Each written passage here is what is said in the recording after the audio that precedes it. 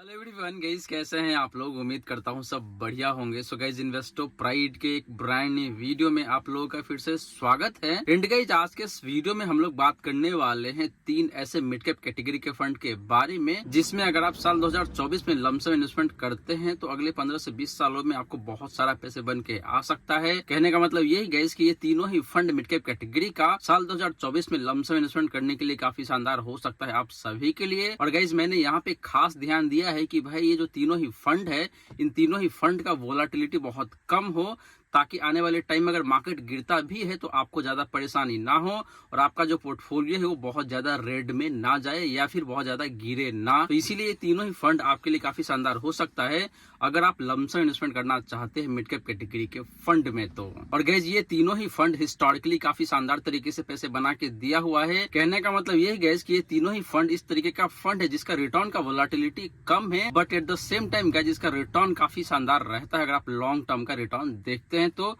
इसीलिए तीनों ही फंड आपके लिए काफी शानदार हो सकता है मिड कैप कैटेगरी से। तो चलिए गाइज, स्टार्ट करते हैं आज का video. But guys, video start करने से पहले फटाफट कर दीजिए इस वीडियो को लाइक। एंड गाइज, आपने अभी तक चैनल को सब्सक्राइब नहीं किया हुआ है देन प्लीज सब्सक्राइब कीजिए चैनल को। साथ के साथ गाइज, नोटिफिकेशन बेल ऑन करके ऑल पे क्लिक कर लीजिएगा ताकि जब भी इस चैनल पे वीडियो लेके आऊंगा सारे ही वीडियो का नोटिफिकेशन आपको मिलता रहेगा। तो गाइज, जैसे मैंने आपको बताया कि भाई हम लोग बात करने वाले हैं 3 बेस्ट मिड कैप कैटेगरी का फंड के बारे में जो कि आपके लिए लमसम इन्वेस्टमेंट करने के लिए काफी शानदार हो सकता है साल 2024 में। तो चलिए गाइज, सबसे पहले बात कर लेते हैं इन तीनों ही मिड कैप फंड्स का बेसिक डिटेल्स का, फिर बात करेंगे गाइज इन तीनों ही फंड का लमसम रिटर्न का, फिर बात करेंगे आपका एसेट एलोकेशन का, इन पोर्टफोलियो कंसंट्रेशन का, एंड लास्टली गाइज हम लोग बात करेंगे इन तीनों ही फंड का डिफरेंट रिस्क रेशियोज का। और ये भी देखेंगे कि भाई तीनों में से कौन सा फंड है जो कि काफी कम गिरता है जब मार्केट में काफी तेज गिरावट आती है। तो गाइस, सबसे पहले बात करें यहाँ पे बेसिक डिटेल्स का, तो हम लोग बात करने वाले हैं फंड साइज का यानी कि एसेट अंडर मैनेजमेंट का। तो बात करें गाइस पहला फंड यानी कि Motilal Oswal mid cap fund का फंड साइज का, तो वो निकल के आ रहा है यहाँ पे आपका 7,972 करोड़ का, मोटा मोटी आप 8,000 करोड़ कह सकते हैं। बात करें guys HDFC mid cap fund का फंड साइज का, तो वो निकल के आ रहा है यहाँ पे आपका 56,033 करोड़ का, जो कि गैस देखे तो बहुत बहुत बहुत ज्यादा है। वहीं बात करें गैस लास्ट फंड यानी कि निप्पॉन ग्रोथ फंड का फंड साइज का, तो वो निकल के आ रहा है यहाँ पे आपका 24,366 करोड़ का। तो गैस बात करें ओवरऑल फंड साइज का या फिर एसेट अंडर मैनेजमेंट का, तो इन तीनों में से दो फंड का फंड साइज मुझे काफी अच्छा दिखने को मिल रहा है। स्पेशली बात करें मोतीलाल ओसवाल मिड का फंड का, तो इसका फंड साइज या फिर एसेट अंडर मैनेजमेंट काफी रिजनेबल है, मोटा मोटी 8,000 करोड़ का। लेकिन गैस जैसे ही आप बात करते हैं एचडीएफसी मिड का फंड का, तो इसका फंड साइज बहुत बहुत बहुत ज्यादा है। लेकिन गैस आपको आगे चल के पता चलेगा कि भाई इतना ज्यादा फंड साइज होने के बावजूद भी इस फंड का रिटर्न काफी शानदार निकल के आ रहा है। और एचडीएफसी मिड कैप फंड का जो फंड हाउस है एचडीएफसी म्यूचुअल फंड, ये भी देखे तो काफी वेल नोन फंड हाउस है। इस एंगल से भी देखते हैं तो आपका एचडीएफसी मिड कैप फंड काफी अच्छा हो सकता है आपके लिए। लेकिन गाइस यहाँ पे दिक्कत ये है कि भाई इसका फंड साइज बहुत ही ज्यादा है। लेकिन हम लोग आगे बात करेंगे कि भाई इन तीनों में से कौन सा फंड है जो कि आपके लिए बेहतरीन हो सकता है लमसम इन्वेस्टमेंट करने के लिए साल 2024 में।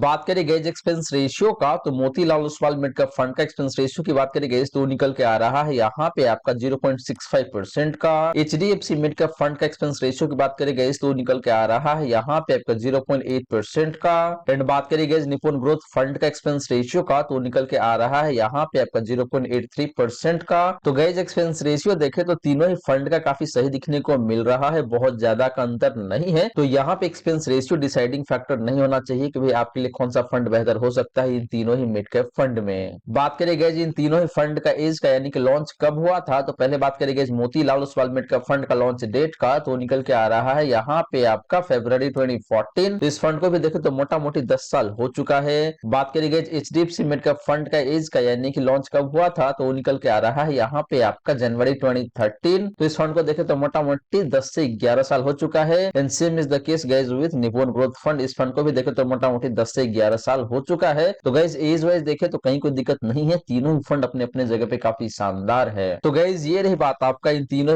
मिड कैप फंड्स का बेसिक डिटेल्स का। और गाइज यहाँ पे देखे तो ओवरऑल मुझे Motilal Oswal mid cap fund सबसे बेहतरीन दिखने को मिल रहा है, क्योंकि यहाँ पे सिर्फ और सिर्फ फंड साइज का ही मामला है। बाकी दो फंड का फंड साइज हायर साइड में निकल के आ रहा है, लेकिन जैसे ही आप बात करते हैं Motilal Oswal mid cap fund का, तो इसका फंड साइज बहुत ही रिजनेबल है, मोटा मोटी 8,000 करोड़ का, जो कि आगे चल के आपको काफी ज्यादा पैसे बना के दे सकता है, ऐसा मुझे लग रहा है। अब चलिए गाइस बात कर लेते हैं इन तीनों मिड कैप फंड का लमसम रिटर्न्स का। बट गाइस वीडियो में आगे बढ़ने से पहले आपने वीडियो को अभी तक लाइक नहीं किया हुआ है, देन प्लीज वीडियो को लाइक करिए। साथ के साथ गाइस चैनल को भी सब्सक्राइब कर लीजिएगा एंड नोटिफिकेशन बेल ऑन करके ऑल पे क्लिक कर लीजिएगा, ताकि जब भी इस चैनल पे वीडियो लेके आऊंगा सारे ही वीडियो का नोटिफिकेशन आपको मिलता रहेगा।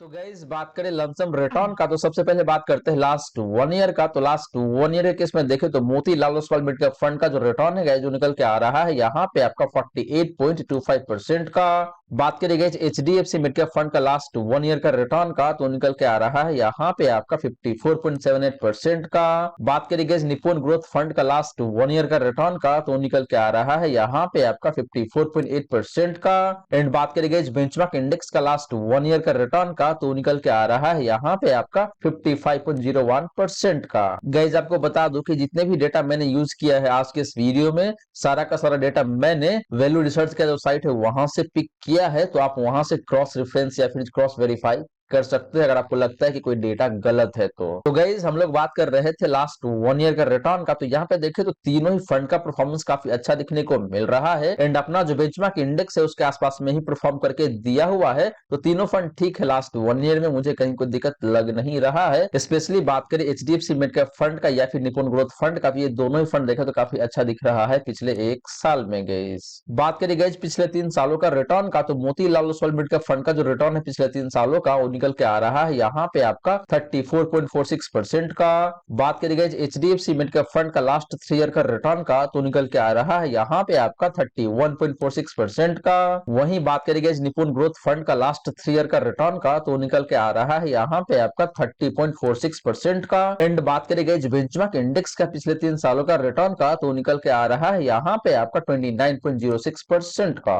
तो guys in contrary to last 1 year, last 3 year में देखे तो तीनों ही फंड का परफॉर्मेंस अपने बेंचमार्क इंडेक्स से बेटर ही दिखने को मिल रहा है। स्पेशली बात करें Motilal Oswal mid cap fund का, जिसका परफॉर्मेंस सबसे बेहतरीन दिखने को मिल रहा है पिछले 3 सालों में। वो चाहे बात करें आप एचडीएफसी मिड कैप फंड के कंपैरिजन में या फिर निपुण ग्रोथ फंड के कंपैरिजन में या फिर बेंचमार्क इंडेक्स के कंपैरिजन में, तो पिछले 3 सालों का रिटर्न के अकॉर्डिंग देखे तो मुझे Motilal Oswal mid cap fund सबसे बेहतरीन दिखने को मिल रहा है। गाइस बात करें गाइस लास्ट 5 ईयर का रिटर्न का, तो Motilal Oswal mid cap fund का जो रिटर्न है पिछले 5 सालों का वो निकल के आ रहा है यहाँ पे आपका 27.41% का। बात करें guys HDFC mid cap fund का पिछले 5 सालों का रिटर्न का, तो निकल के आ रहा है यहाँ पे आपका 26.46% का। वहीं बात करें गाइस निपुण ग्रोथ फंड का लास्ट 5 ईयर का रिटर्न का, तो निकल के आ रहा है यहाँ पे आपका 27.29% का। एंड बात करें गाइस बेंचमार्क इंडेक्स का पिछले 5 सालों का रिटर्न का, तो निकल के आ रहा है यहाँ पे आपका 26.43% का। तो गाइस पिछले 5 सालों में भी देखे तो यहाँ पे पांचों ही फंड का परफॉर्मेंस काफी शानदार दिखने को मिल रहा है एंड पांचों ही फंड्स ने अपने बेंचमार्क इंडेक्स को मार्जिनली आउट परफॉर्म ही करा हुआ है पिछले 5 सालों में। तो गाइस तीनों ही फंड्स देखे तो काफी शानदार दिख रहा है पिछले 5 सालों के रिटर्न के बेसिस पे, यहाँ पे मुझे कहीं कोई दिक्कत लग नहीं रहा है। तो गाइस ये रही बात आपका इन तीनों मिड कैप फंड्स का लमसम रिटर्न का। और गाइस यहाँ पे देखे तो मुझे overall Motilal Oswal mid cap fund सबसे बेहतरीन दिखने को मिल रहा है। वो चाहे बात करें पिछले 5 सालों का रिटर्न का या फिर पिछले 3 सालों का रिटर्न का। लास्ट 1 ईयर में जरूर इस फंड ने थोड़ा सा अंडर परफॉर्म जरूर किया हुआ है अपने बेंचमार्क इंडेक्स को, लेकिन ओवरऑल देखे तो मुझे Motilal Oswal mid cap fund सबसे बेहतरीन दिखने को मिल रहा है लमसम रिटर्न के आधार में across the time frame. Guys अब चलिए गाइस बात कर लेते हैं इन तीनों ही फंड का एसेट एलोकेशन का एंड पोर्टफोलियो कंसंट्रेशन का।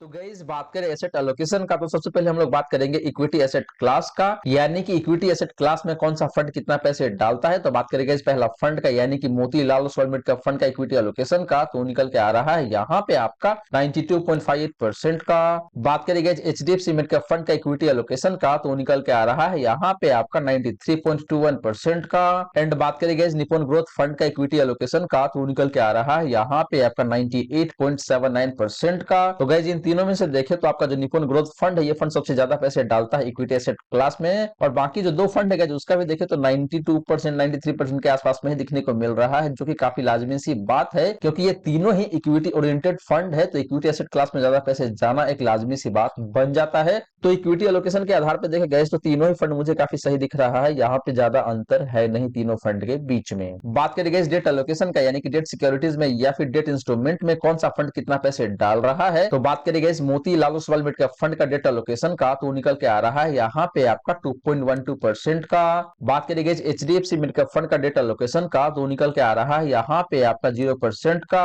एंड बात करें गए निपुण ग्रोथ फंड का डेट एलोकेशन का तो निकल के आ रहा है यहाँ पे आपका 0% का ही। तो गैस निपुण growth fund and HDFC mid cap fund ये दोनों ही फंड बिल्कुल भी पैसे इन्वेस्ट नहीं करता है डेट सिक्योरिटीज में या फिर डेट इंस्ट्रूमेंट में, लेकिन गैस आपका जो Motilal Oswal mid cap fund है ये फंड थोड़ा सा पैसे जरूर डाल रहा है डेट सिक्योरिटीज में या फिर डेट एसेट क्लास में, जो कि अच्छी बात है अगर आप देखते हैं रिस्क के हिसाब से। तो बात करें गैस कैश पोजीशन का यानी कि कौन से फंड के पास अभी कितना कैश पड़ा हुआ है हाथ में, तो पहले बात करें Motilal Oswal mid cap fund का कैश पोजीशन का तो निकल के आ रहा है यहाँ पे आपका 5.3% का। एचडीएफसी मिड कैप फंड का कैश पोजीशन की बात करें गई तो निकल के आ रहा है यहाँ पे आपका 6.79% का। एंड बात करें गई निपुण ग्रोथ फंड का कैश पोजीशन का तो निकल के आ रहा है यहाँ पे आपका 1.21% का। तो गाइस कैश पोजीशन देखे तो तीनों ही फंड का सही है, बहुत ज्यादा का अंतर है नहीं, थोड़ा बहुत कैश हाथ में रखा हुआ है, जब मार्केट कंडीशन ठीक होगा या फिर मार्केट थोड़ा सा गिर जाएगा तो उस केस में ये लोग पैसे इन्वेस्ट करेंगे। तो इस एंगल से देखे तो मुझे यहाँ पे कहीं कोई दिक्कत लग नहीं रहा है। तो गाइस ये रही बात आपका इन तीनों ही फंड का एसेट एलोकेशन का। और गाइस यहाँ पे देखे तो मुझे overall Motilal Oswal mid cap fund ही अच्छा दिखने को मिल रहा है, क्योंकि ये फंड इक्विटी में भी पैसे डाल रहा है, डेट में भी देखे तो ठीक ठाक पैसे डाल रखा है, एंड कैश भी इसके पास देखे तो ठीक ठाक पड़ा हुआ है मोटा मोटी 5 से 5.5% का, जो कि अच्छी बात है Motilal Oswal mid cap fund का। बात करें गाइस पोर्टफोलियो कंसंट्रेशन का तो सबसे पहले बात करते हैं यहाँ पे आपका टॉप 10 स्टॉक कंसंट्रेशन का। तो बात करें गाइस पहला फंड यानी कि Motilal Oswal mid cap fund का टॉप 10 स्टॉक कंसंट्रेशन का तो निकल के आ रहा है यहाँ पे आपका 70.38% का। बात करें guys HDFC mid cap fund का टॉप 10 स्टॉक कंसंट्रेशन का तो निकल के आ रहा है यहाँ पे आपका 30.49% का। एंड बात करें गाइस निपुण ग्रोथ फंड का टॉप 10 स्टॉक कंसंट्रेशन का तो निकल के आ रहा है यहाँ पे आपका 23.48% का। तो गाइस टॉप 10 स्टॉक कंसंट्रेशन की बात करें तो यहाँ पे देखे तो जो पहला फंड है यानी कि Motilal Oswal mid cap fund, ये फंड काफी ज्यादा पैसे डाल रहा है अपने पहले 10 स्टॉक्स में। इसका मतलब यही गाइस कि ये फंड हाईली डिपेंडेंट है अपने पहला 10 स्टॉक्स पे, और अगर ये 10 स्टॉक बहुत अच्छा परफॉर्म नहीं करेगा इन दैट केस गाइस इस फंड का परफॉर्मेंस भी खराब हो सकता है। इसके विपरीत अगर ये 10 स्टॉक बहुत अच्छा परफॉर्म करेगा in that case Motilal Oswal mid cap fund का परफॉर्मेंस भी काफी बेहतरीन हो सकता है। वही बात करेंगे आपका बाकी दो फंड का यानी कि एचडीएफसी मिड कैप फंड का एंड निपुण ग्रोथ फंड का, ये दोनों ही फंड देखें तो कम पैसे डाल रहा है अपने टॉप 10 स्टॉक्स में, और इससे गाइस ये भी पता चलता है कि भाई इन दोनों फंड के पास नंबर ऑफ स्टॉक्स ज्यादा हो सकता है। बात करेंगे टॉप 5 स्टॉक्स कंसंट्रेशन का तो Motilal Oswal mid cap fund का जो कंसंट्रेशन है टॉप 5 स्टॉक्स में वो निकल के आ रहा है यहाँ पे आपका 43.36% का। बात करेंगे एचडीएफसी मिड कैप फंड का टॉप 5 स्टॉक्स कंसंट्रेशन का तो निकल के आ रहा है यहाँ पे आपका 16.78% का। एंड बात करेंगे निपुण ग्रोथ फंड का टॉप 5 स्टॉक्स कंसंट्रेशन का तो निकल के आ रहा है यहाँ पे आपका 13.72% का। तो गाइस यहाँ पे भी यही पता चल रहा है कि भाई आपका जो पहला फंड है यानी कि Motilal Oswal mid cap fund, ये फंड ज्यादा पैसे डालता है अपने टॉप 5 स्टॉक्स में, और इसके विपरीत आपका जो बाकी दो फंड है यानी कि HDFC mid cap fund and निपुण ग्रोथ फंड, ये दोनों ही फंड कम पैसे डालता है अपने पहले 5 स्टॉक्स में। तो कंसंट्रेशन देखें तो काफी सही दिखने को मिल रहा है इन दोनों ही फंड का।